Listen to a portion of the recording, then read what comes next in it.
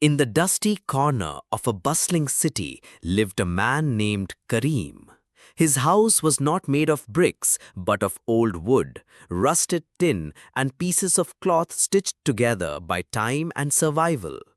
Each morning, as the sun rose behind the smoky horizon, Karim woke not to the sound of an alarm clock but to the noise of honking cars and barking dogs, signaling another day of struggle.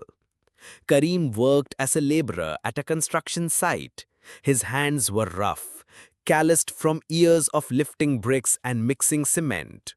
He earned barely enough to buy a few pieces of bread, lentils, and sometimes a handful of rice.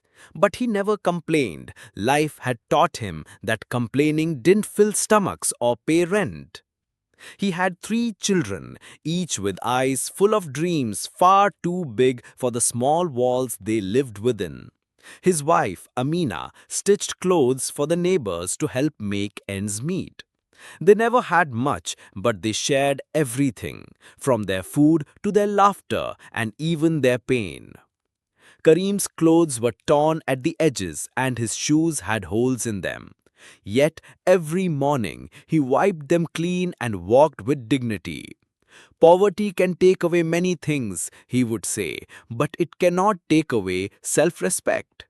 Sometimes on his way back from work, he would pause outside a school building. He would watch the children inside, laughing, learning, living a life he had never known. He didn't envy them. Instead, he prayed that his own children would one day sit behind such desks, not just behind carts or under the sun. Despite the hunger, the cold nights, and the aching bones, Karim carried hope like a flame in the dark.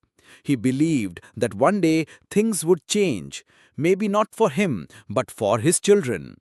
That belief was his treasure, more valuable than gold. Karim's life was hard, but his heart was full of courage, love, and quiet strength.